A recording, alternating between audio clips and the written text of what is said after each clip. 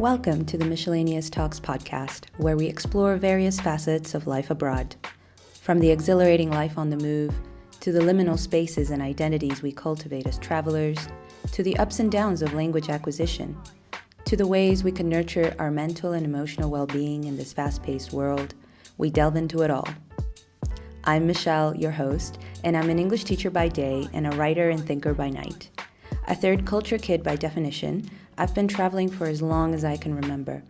I'm fluent in 3 languages and currently learning 2 more.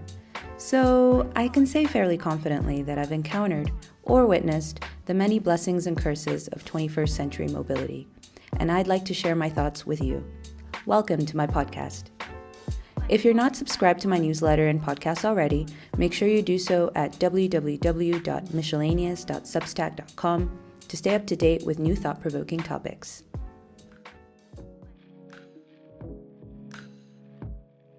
We've all been there, haven't we? When we think we did something right, or that we at least didn't do anything wrong, and then we realize nobody took it that way. In fact, they were a little offended by our behavior. How could it be, you ask yourself? You ask them, but the more you ask them, for some reason, the further away you get from getting to a coherent answer. And this is just an example of what can happen in human relationships when we speak the same language and generally have the same customs. Imagine when you add the fact that you were not raised in the same country or culture, nor grew up speaking the same language. There can be misunderstandings. When in Rome, do as the Romans do, they say. But what if you're not Roman and try as you might, you just keep doing something alien, whether because of how you were raised or because of how your culture raised you, or both? If you want to improve your relationships in the multicultural space, whether it's with friends or in the global office, then this episode is for you.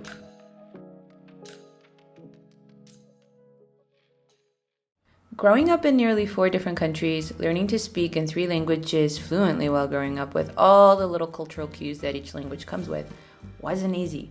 Of course, it was really cool in certain parts, but it wasn't all rainbows and butterflies.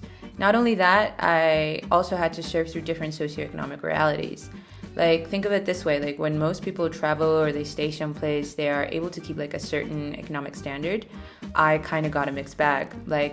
I could get some throwaway Chanel and Dior perfumes from my family in Mongolia, while also recognizing the fact that I grew up playing in the pig pen and climbing trees in Mexico back in my family's ranch. And then on top of that, knowing that my mom and I were living in our low-income single-parent household situation in DC. And all of that was a lot to navigate when I was growing up.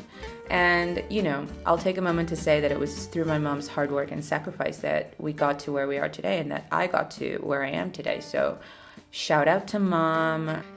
You can imagine the different kinds of rules that I had to learn about how to speak and present myself as a person, but also as a woman in each of those spaces, because each of those spaces had its subcultures and nuances and things.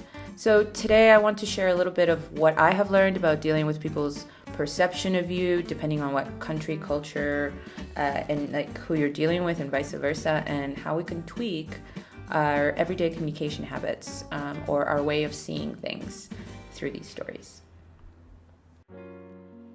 Look guys, despite my diverse background, there will inevitably be some Eurocentric and Anglo-American blind spots that I just can't shake off. So look, I've done my best to write this episode in a way that respects ethno-relativist modes of thinking rather than ethnocentric ones. Ethno what?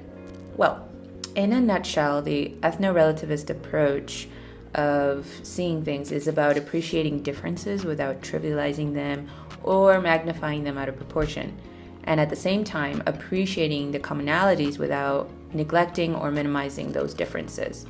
Of course, this might sound idealistic, but it's better to work towards something positive than not, right? With that said, let's get started. You're listening to Miscellaneous Talks, where your host, Michelle, explores different facets of life abroad. If you're a traveler, immigrant, expat, or digital nomad, grab a bevy and strap in. Despite our general differences as human beings, we can all pretty much agree that we don't like to be rubbed off the wrong way, and that there are always certain faux pas from people that can elicit a sour taste in our mouths, and that might alter the impression we have of that person forever. How rude, we'll say. Why wouldn't they just fill in the blank? Sound familiar? So today's episode is about how you can use what I have learned to see beyond the perceived rudeness and politeness of the people around us and of ourselves. Okay, so issue number 1. It was when I was working in Shanghai as an English teacher and cultural mediator at a subsidiary of an American company that I learned that talking about ourselves can be seen in many different ways. I was originally supposed to help my Chinese colleagues speak better English, so I was kind of like an in-house English teacher. So the reason for that was that they were supposed to improve their relationship between counterparts, and everyone thought that it was because the Chinese colleagues didn't speak good enough English. It didn't take me long to realize that English was the least of anyone's problems.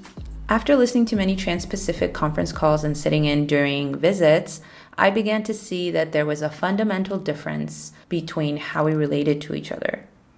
What did you think of John's presentation? I would ask a select group of my Chinese colleagues. And usually, at the beginning, they didn't really give me like a real answer, but after a few months, I was able to gain their trust and, be at that level with them. And I kept asking the same question, like, what did you really think of it?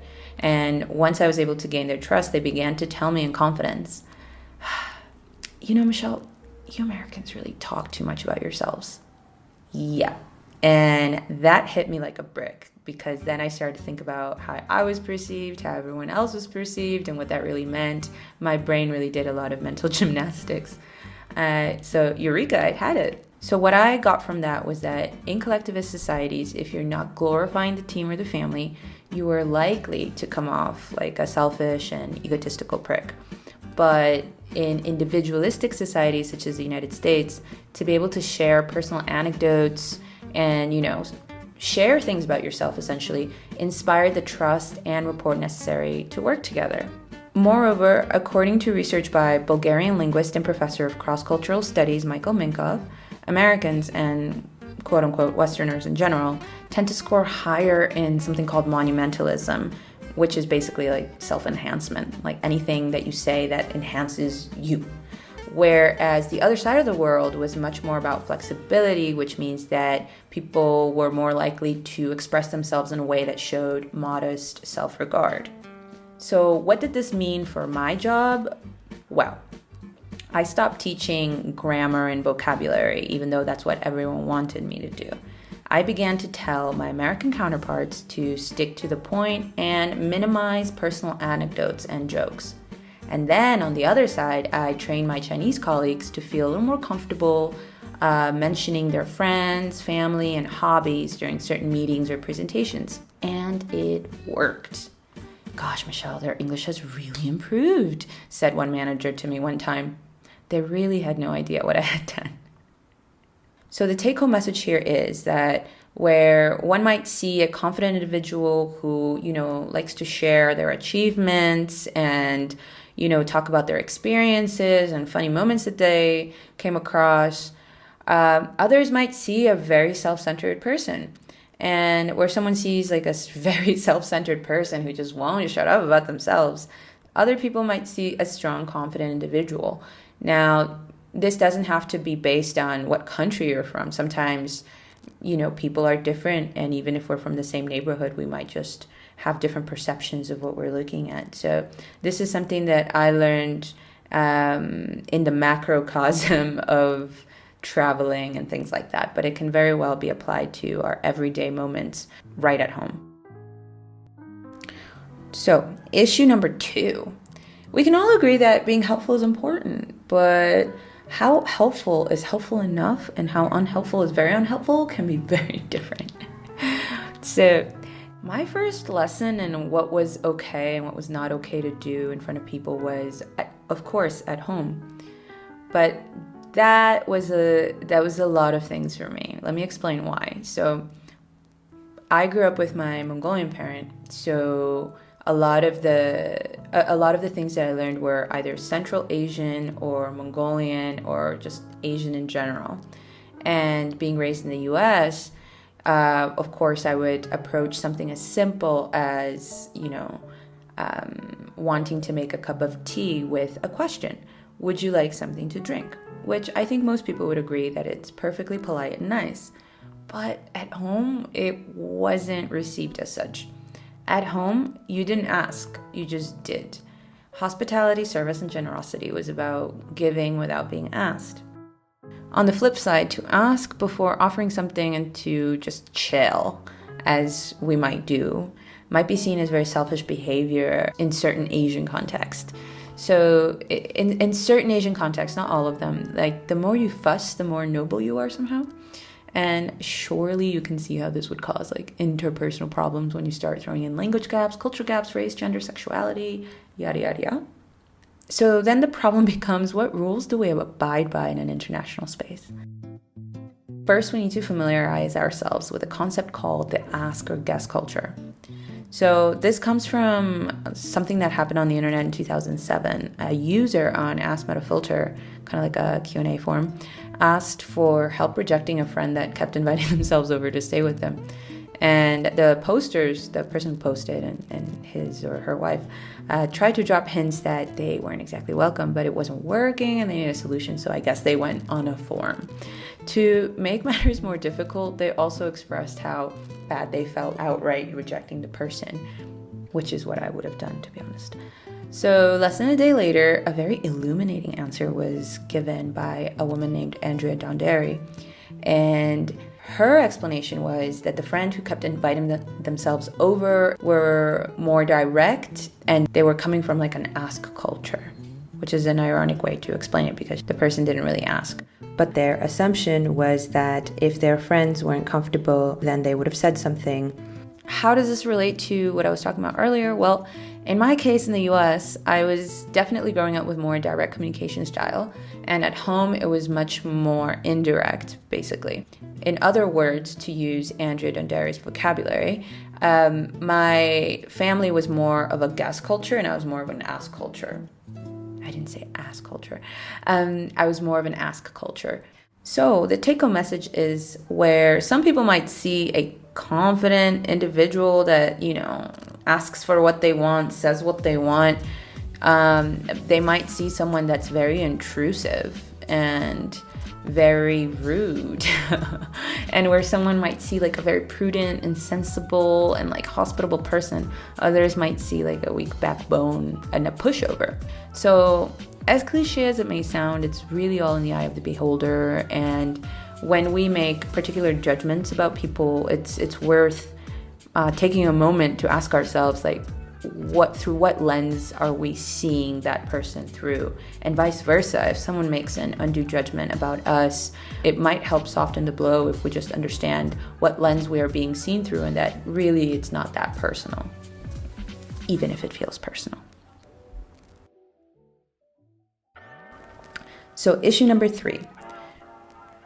We can all agree that being nice and polite is important, but what we consider nice and polite, such as smiling, can have different meanings around the world. As you may have gathered, I didn't grow up in Mongolia, so I was delighted to go back and visit in 2009 and see it with my own young adult eyes, as opposed to, when I was a toddler. Having grown up in the United States and working at boutiques and just like customer service roles, I'd learned to be pleasant and smile at everyone. And guess what? That's super weird. I can still remember my first week in Ulaanbaatar when a bright-eyed and bushy-tailed Michelle decided to go to a popular coffee shop in the heart of the city, and I knew it was popular because of the Facebook groups and stuff. I was in my own little world when an American professor came in and sat right in front of me. He immediately said, "You're not from around here, are you?" And look, guys, I think I can pass as Mongolian just fine, depending what light you see me under. But I figured that it had something to do with the way I dressed, or maybe he had heard me say something in English, or something like that. But no, I asked him what gave it away, and he said, "Well, you're smiling at everyone in that awkward American way. We don't do that here."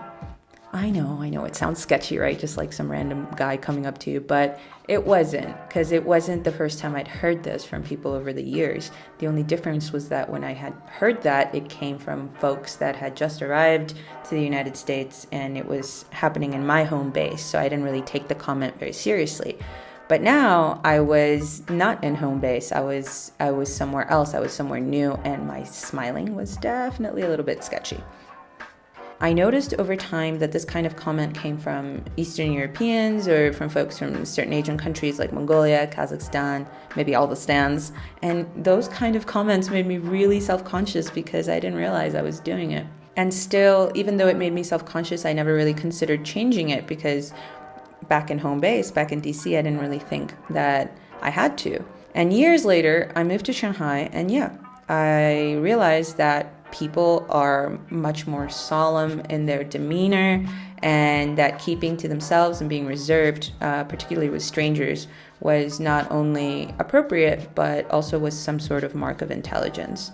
Now that I'm back in the Americas with, our friendly Mexicans, guess what? I come off kind of like a bitch. I just can't win, can I? Well, I did some research, and it turns out that there is a lot of studies out there that have looked into the way that we perceive smiling in different cultures. According to a 2016 article in the Journal of Nonverbal Behavior, smiling is considered polite in weird societies. Weird stands for Western, educated, industrialized, rich, and democratic. I mean, it's not the perfect acronym now, is it? Because are you saying that non-Western societies are uneducated? A little bit ethnocentric, if you ask me. But for argument's sake, let's go with it while keeping our side eye intact. In other words, being able to smile freely at others means that you come from privileged or a more privileged society with less corruption. It's safer, it's generally safer, or at least you're given the illusion of safety. If you're, say, from a society with more corruption, then naturally the stress levels are a bit higher, and smiling at randos won't be as widespread as, say, like California. Well, is it any wonder that folks from post-communist societies were once known to be very severe in their demeanor? Distrust was rampant during those times. And it was in Shanghai that a Chinese colleague of mine felt comfortable enough to tell me that we looked really goofy, like Westerners, we looked really goofy, particularly Americans, when talking and smiling at everyone and being super nice, like that, hi, I love your shoes, this kind of thing. And the thing is, it's like once upon a time, before I had arrived and lived in Asia, what I considered to be just an American easygoingness and sweetness, I learned could be seen as kind of clownish and silly. And on the contrary, what seemed like something wooden, stoic, and robotic could be seen by them, you know what I mean, could be seen as respectful, polite, and a mark of intelligence, a mark of self-awareness, of elegance, if you will. And yeah, that's right. As you can imagine, such a prejudice and misunderstanding can make us completely miss a person's better qualities.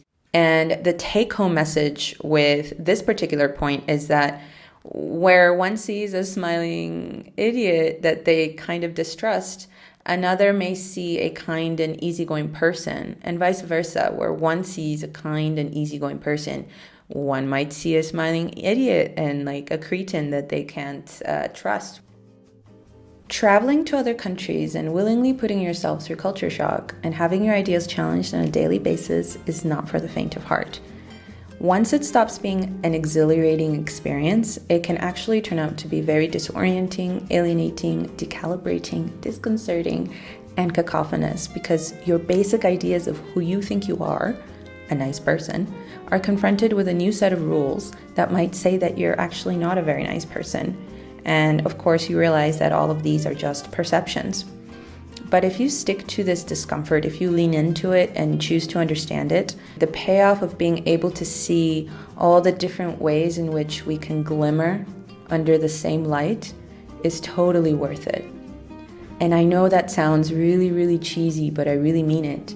And you know, truth be told, you don't even need to leave your country to see this play out, because we can leave our neighborhood and just go to a different neighborhood and interact with a whole new group of people and experience these very same things. Which brings me to my next point. Who are global citizens anyway? When we think of global citizens, we might think of, the privileged few, the rich, the elite, the people who have the time to travel. And, that is what it seems like on the surface. But in my opinion, after meeting people of many different backgrounds, I genuinely believe that you don't have to be able to leave your country to be a true global citizen. Because, at least for me, global citizens are people who simply have enough patience, curiosity, and lightheartedness to get to appreciate a person and everything that they represent. These people are unsurprisingly the most understanding people you'll ever meet because they have this innate global perspective, that is, the ability to see a person from every angle, the global angle, if you will, without undue judgment. They have the patience to chew on something without jumping to a conclusion. And if they do, which we all do, I believe, you're able to go through a process of understanding which lens you've been using. These global citizens have learned that each individual is actually a little world of their own, with their own native, personal culture and unique habits that we can enjoy if we're just willing to take a second or third or fourth or fifth look and get past the little culture shocks. So when we come across situations, whether in our very own city or in a different country, where people kind of rub us the wrong way because they've done something that we don't like or that we consider to be inappropriate, I think that it's worth taking a second look. And hey, I know I'm starting to sound a little preachy. Look, I'm not very good at this myself. I have my own prejudice. I have my own perceptions of what things should be and should not be. Traveling to many countries does not make you immune to human prejudice against each other. I think deep down we all have our opinions and presuppositions about how the world should be so that we can continue to interact with it. But I think that when we interact with new kinds of people and new kinds of cultures and new kinds of spaces, we are put in a unique situation where we can take a really good look at ourselves and take a second and third and fourth and fifth look at that new person that we're interacting with. And a lot of that comes with discomfort. And if it's not uncomfortable at a certain point, it is my humble opinion that it's very surface level. I think some of the best friendships and connections are made through little uncomfortable situations that both parties were able to overcome with curiosity, lightheartedness, and patience. At the risk of sounding cheesy again, we are all a many splendored thing. We're like a diamond with many different sides, and under particular lights, we might look a little different. So to conclude this episode, I'll leave you with one of my favorite quotes from a Dutch philosopher named Baruch Spinoza. Don't cry, don't be outraged, understand. And of course, understand, but be yourself. You've just listened to Miscellaneous Talks with your host, Michelle. If you liked today's episode, make sure to like, subscribe, and comment at www.miscellaneous.substack.com. Catch you on the next one.